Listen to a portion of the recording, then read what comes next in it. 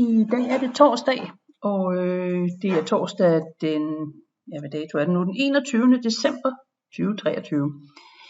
Der er sendt varsler ud fra DMI om, at vi de næste 48 timer får noget vejr, som der bliver ekstremt. Det vil sige, at vi får meget storm. Og derfor laver jeg lige en improviseret opgave til jer, som I kan bruge og måske få noget viden af. Så det er sådan en lille ekstra opgave.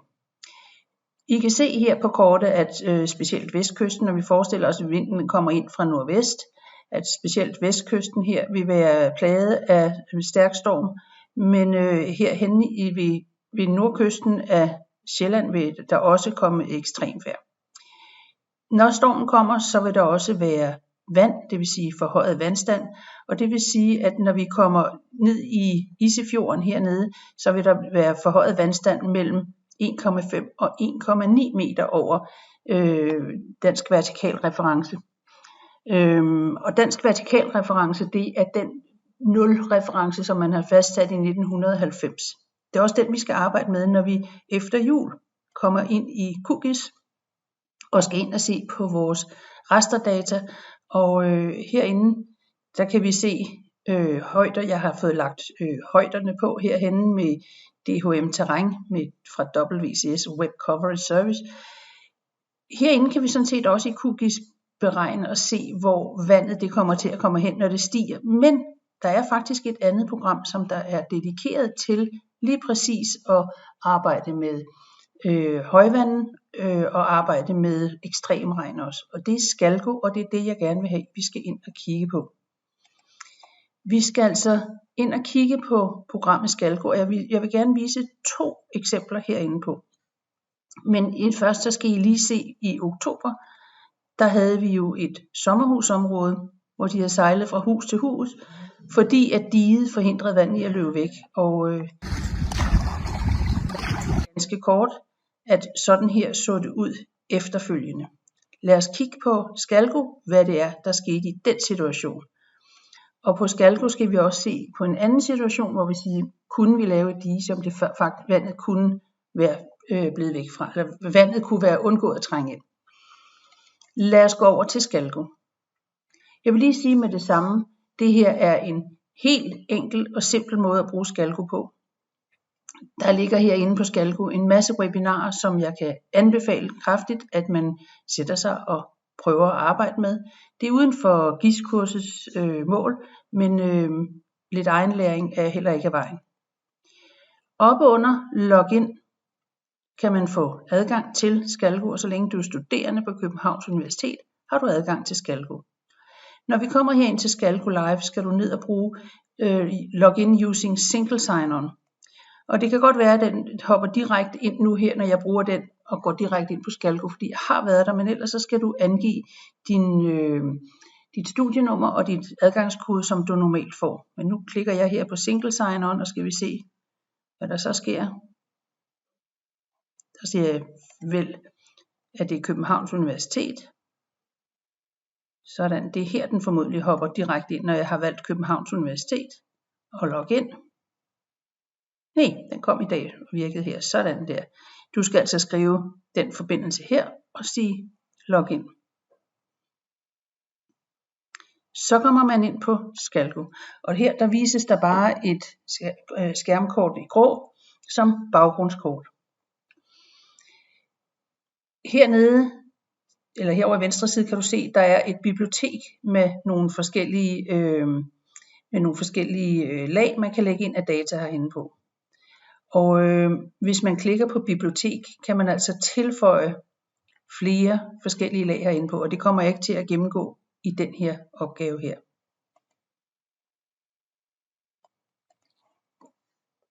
Heroppe til venstre, der kan du se, der er en, der hedder analyse.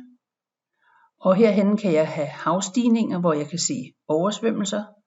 Jeg kan også se, hvis det er skybrudskort og lavningskort og alt muligt andet og vandløb. Men det jeg kommer til at vise dig i dag, det er havstigninger. Det er det, der er relevant lige her i dag. Der er som sagt også alle de andre lag, jeg kan lægge ind på. Og den ene af dem, som der kan være lidt interessant, det er den, der hedder højdedata, hvor jeg vælger terræn bygninger og hav. Hvis du ikke har den liggende herinde, når du kigger på din skærm, så skal det altså være nede under bibliotek, at du kan hente den. Men se, hvis jeg nu trykker her på terræn, bygninger og hav, så kan du se næsten det samme, som jeg viste dig før over i QGIS. Jeg vil nu gerne en tur ned til Rune Klint. Og Rune Klint, det ligger hernede ved Præstø Fjord. Og jeg kan søge på en adresse, hvis det var det, jeg ville heroppe, men jeg zoomer bare ind ved at scrolle her. Og så kan du se, at her kommer, jeg slår lige terræn, bygninger og hav fra, for så kan jeg se, at der står Rune Klint. Det her var området, du så lige før, hvor man sejlede ind til. Og lad os lige prøve at lave en analyse heroppe først. Allerførst så tager jeg og sætter oversvømmelser til. Og oversvømmelsen sættes automatisk til 3 meter. Jeg tager lige og sætter den til 0 meter. Og så tager jeg og laver en vanddybde herhenne på 20 cm. Sådan her. Så det vil sige, at den skal først vise en oversvømmelse, hvis der står 20 cm. Vi skal lige huske på her, at der er ikke tale om nedsivning. Det her, vi arbejder med, det er som om, at det her var en betonflade, så vi tager ikke noget med nedsivning med overhovedet. Ofte så kommer de her situationer også sådan så, at jorden er vandmættet på grund af regn, eller at der kommer de store vandmasser ind. Nu tager jeg så og lader vandet stige herude, så vi tager altså fra DVR 90,0, og nu er vi cirka 79 cm over. Der sker ikke noget nede ved Rune Klint. De andre områder herinde omkring begynder der at komme noget oversvømmelse på. Jeg zoomer lige lidt mere ind her. Og nu har jeg klikket på, så kan jeg bare bruge musen og scrolle med. Du kan se over til venstre for Rune Klint. Der begynder at komme meget vand ind her. 1,43, så begynder der at stå noget hen ved de her bygninger her. Men Rune Klint Strand, skal vi se, der sker ikke noget ok. Den holder fint ind til 1,61, 1,73. Nu var det sådan i stormen i oktober måned, der kom den faktisk op på 2,10 meter, men her ved 1,79, der sker noget med hele det område herinde. Og det der var problematikken herhenne, det er, at den kystsikring, der ligger herude, den går altså ikke over 1,79, og det vil sige, at der kan trænge vand ind.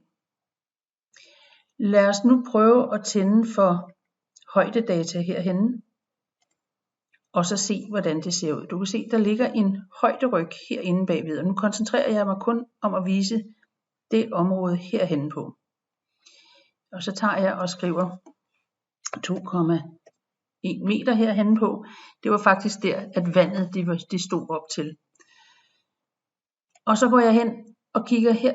Der kan vi se, hvis vi kigger hen langs kysten, så har vi et problem herhenne langs. Lad os prøve at trække en profil. Og jeg starter med at trække en profil herhenne fra vest. Og prøver at ramme. Jeg burde selvfølgelig være zoomet lidt bedre ind, så jeg kunne se. Og nu har jeg tegnet 288 meter lang linjestykke herhenne. Og herover til højre vælger jeg at sige vis profil. Jeg trækker lige den her en lille smule ned under her. Og det vi kan se, at der hvor jeg tegnede henne på, der er nogle af stederne, der ligger diget lige præcis omkring 1,80 meter. Noget af det herhenne var også nede på 1,60 meter. Og det vil sige, at når der står bølger ind, som der gjorde i oktober måned, så vil det hoppe hen over diget. Og det betyder jo så også, at det holder på vandet, når nu vandet falder igen, og diget først er brudt, så vil vandet jo blive stående herinde. Så det at lave et dige er fint. Det skal bare være tilstrækkeligt højt, så vandet absolut ikke kommer ind. Lad os prøve at se, hvordan det ser ud herinde. Når jeg nu klikker hen over nogle af bygningerne, så vil de altså komme til at stå som tårne, når jeg laver et profil. Jeg dobbeltklikker, og så siger jeg vis profil. Og det kan du se, her har jeg ramt nogle bygninger, de er sat til at være 10 meter højere alle sammen. Hernede der vil vandet komme til at stå i 2,10 meter, det var der, det var højest. Men de laveste områder herinde er faktisk på minus 1,86. Så Det er en vældig mængde vand, der kommer til at stå. Og det der også faktisk skete hen i sommerhusområdet, det var, at de måtte pumpe ud. Jeg skal lige lidt stykke længere.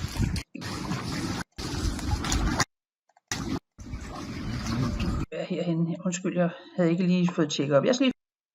det var videoen, der var lidt længere nede i pumpe vand op fra sommerhusområdet. At her, der måtte de simpelthen gå i gang med at pumpe vandet væk herhenfra, det gør de med de her kæmpe at få det hele ud fra sommerhusområdet. Og så ryger det tilbage her bag ved mig og ud i havet. Så går de hen op over klinten omkring og ud 145 sommerhus, som ligger her i området. Men det er jo en kæmpe mængde. Omkring 100, knap 100 når vi kommer tilbage efter jul, kan vi prøve at regne volumen og sige, hvor meget vand. Det er svært at se lige nu, hvor det er bælmørkt, hvordan det ser ud. Men i det her område.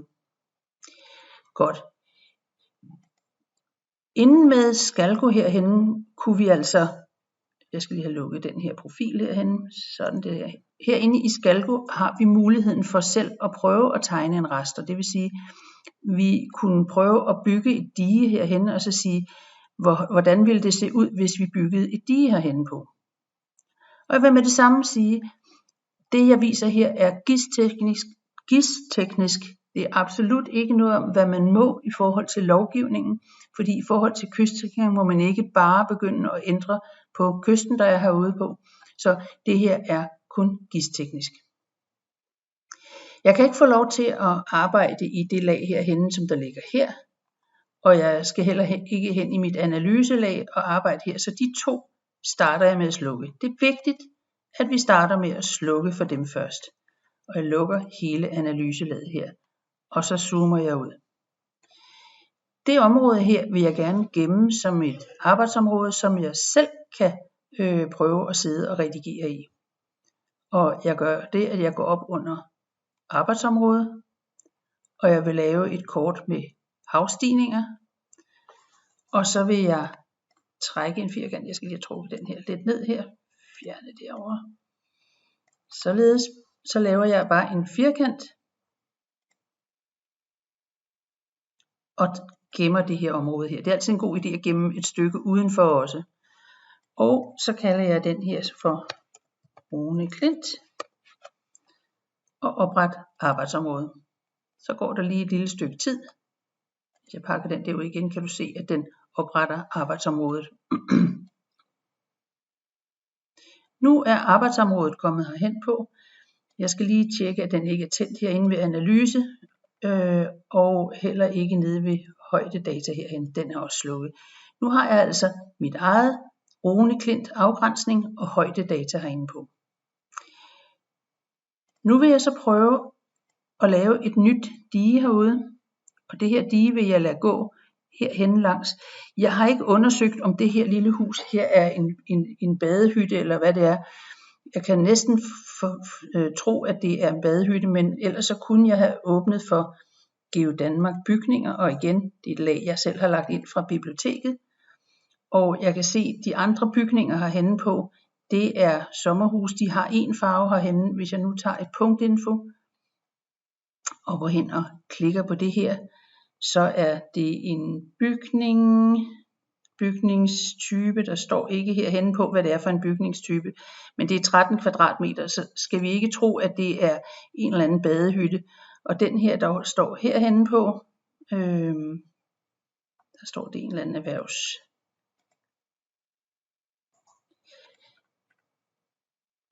De her bygninger tænker jeg ikke på her, så jeg vil lave nu herhenne et lille dige, der kommer til at gå herhen fra, og hele vejen hen, og op forbi og ramme hen på her. Jeg zoomer lige lidt ud, så jeg kan se. Jeg tager den her terræn. Jeg vil lave den på 4 meter bred, og jeg vil lave den i 1,5 meters højde.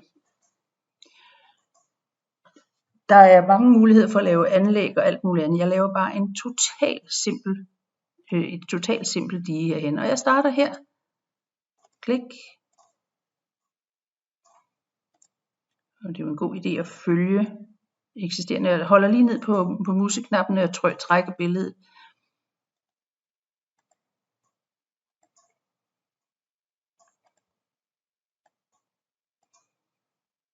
Og og så slutter jeg den her henne på, oppe på den eksisterende klint. Nu kan du se, at der ligger faktisk kommet et nyt dige. Jeg fjerner lige den der hedder ændringer, så kan du se, at jeg har simpelthen lavet et nyt dige. Og lad os lige prøve at lave en profil og se, hvordan den så kommer til at se ud herhenne på. Jeg skal lige have åbnet for den der. Vis profil. Jeg skal lige have det prøve den en gang til.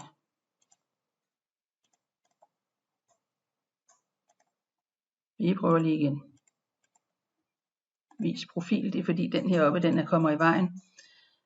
Og der kan du se, at herhen kommer jeg faktisk helt op i 7 meters højde herhen på. Jeg ved ikke helt, hvad der skete der. Jeg synes kun, det var en 1,5, jeg lavede herhen på.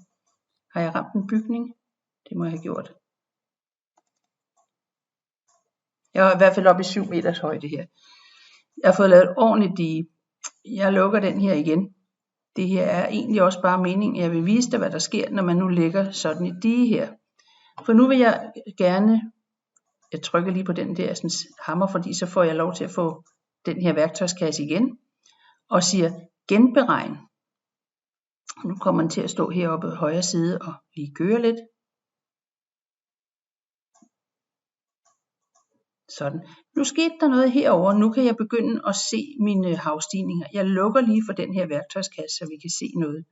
Og jeg fjerner den, der hedder ændringer.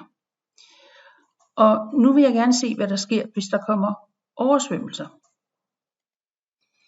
Nu kan du se, nu står vandet oppe i 2 meter og 10 højde herhenne på, og der kommer absolut ikke noget forbi herhenne.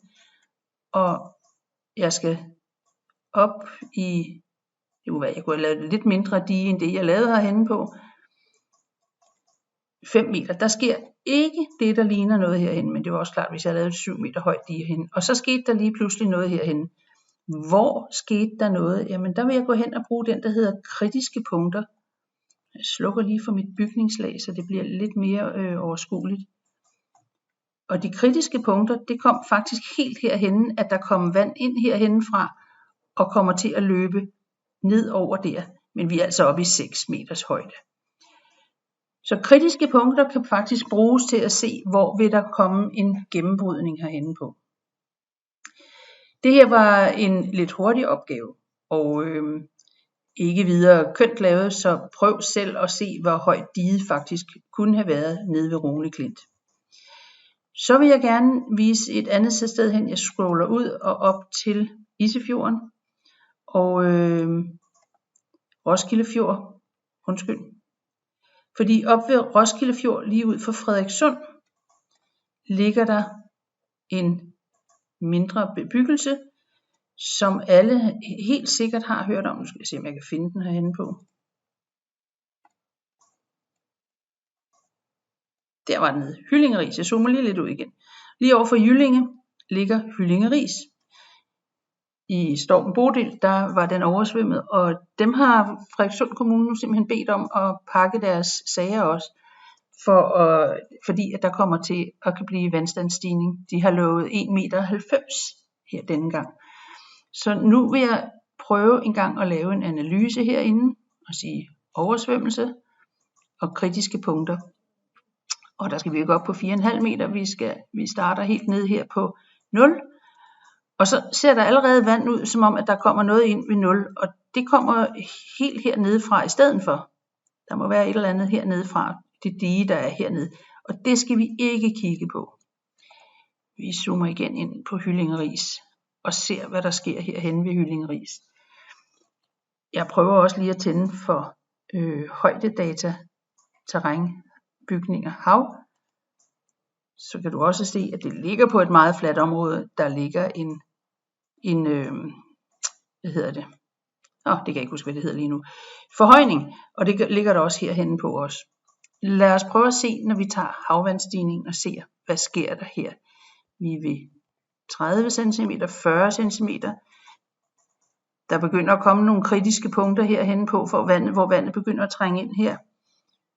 Der kom noget her, det vil sige, at her trænger der noget vand ind. Vi skal kigge nærmere på det, der kommer hernede. Og vi skal også kigge nærmere på, hvad der sker hernede. Vi går videre op med 50 cm. Og Nu begynder der at komme rimelig meget vand på området heroppe omkring, som der er marker. Det betyder ikke det store andet end landmanden selvfølgelig er ked af, at der kan blive ødelagt jorder deroppe. Men i bygninger, vi tænker på lige nu, vi siger 90 cm. Og hvis du ser, hvad der sker på markerne heroppe, nu er vi oppe på 1,20 meter, 1,32 meter. Og ved 1,32 meter trænger vandet simpelthen ind bagved her, og der kommer formodentlig også noget den vej herhen, men det er bagom det hele trænger igennem.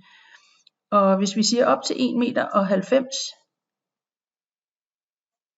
nu bliver det så 92, men pyt på det, så kan vi se, at hele det område, der ligger herude, inklusive den rensningsstation, der ligger her, der kommer til, ikke selve rensningsanlægget kommer der ikke til at ske noget ved, men bygningerne her rundt omkring kommer der også til at ske noget med. Og her vil politi og redningsvæsen ikke have mulighed for at kan komme ned, uden at de skal sejle, og det er derfor, man beder folk om at blive evakueret her i dag. Jeg kunne godt tænke mig igen at prøve at lave et arbejdsområde, og du så prøver at se, hvordan kunne det her komme til at blive effektueret, at man kunne lave noget til fremtidssikring. Det kan ikke laves med watertubes nu, for det bliver alt for stort. Så vi prøver lige at lave et havstigningsarbejdsområde igen, og denne gang tegner jeg, fordi jeg ikke er så interesseret i at få en hel masse data mere end nødvendigt. Og jeg går lige et pænt stykke udenom her, sådan der.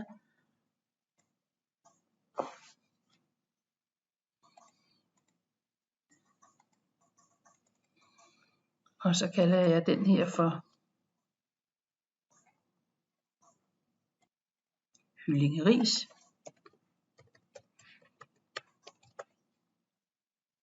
Opret arbejdsområde. Og så skal jeg jo lige huske at slukke for de analyse og terrændata, som der kommer hernede på. Og nu har jeg fået lavet mit eget lille område. Det kunne godt være, at jeg skulle have lavet det som en firkant, der var lidt større. Jeg vil bare vise dig, hvordan at man kunne klippe på anden vis. Der ligger sådan nogle grønne markeringer herhenne på. Og det er, når der er rørlægning, altså sådan så at vandet kan komme ud, fordi hele området herhenne på har jo også brug for, når det regner, at vand kan komme ud. Men lige nu er vi interesseret i vand, der kan komme ind.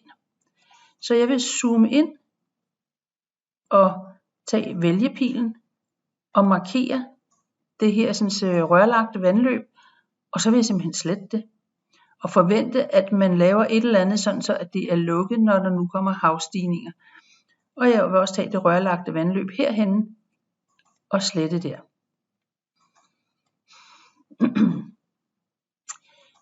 Udover det ville jeg, hvis jeg sad og arbejdede med det her til en større opgave, gå ind i det, der hedder Canvas og oprette et Canvas. Det er her et tegnelag, hvor jeg kan komme med kommentarer om, hvad det er, man har gjort herhenne på. Men det kommer jeg ikke ind på her i videoen her. Nu har jeg altså min afgrænsning og min højdedata. Og jeg vil prøve at lave et dige, der går herhen fra. Og jeg vil prøve en gang at se, jeg tror jeg vil helt herhen og hente et dige. Jeg prøver lige at lave en profil hen langs her og ser, hvad er højden henne på det område herhenne. Jeg skal lige have lukket den her igen, det var da irriterende.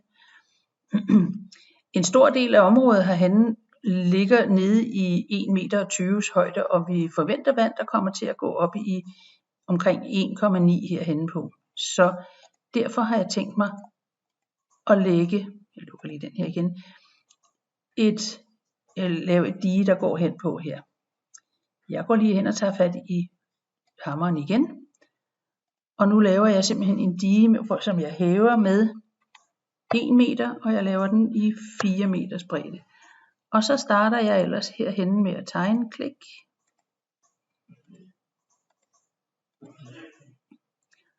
Og jeg vil ned og beskytte byen herhenne med det vand, der kommer op nordfra, så jeg prøver at gå ind her. Og går direkte ned til her. Jeg kommer ikke ind og tænker på skøntegning herhenne på. Og sørger for, at den kommer til at ligge hen over der. Og så tror jeg faktisk også, at jeg vil gå hen og lave en, der kommer til at gå lidt nordom her.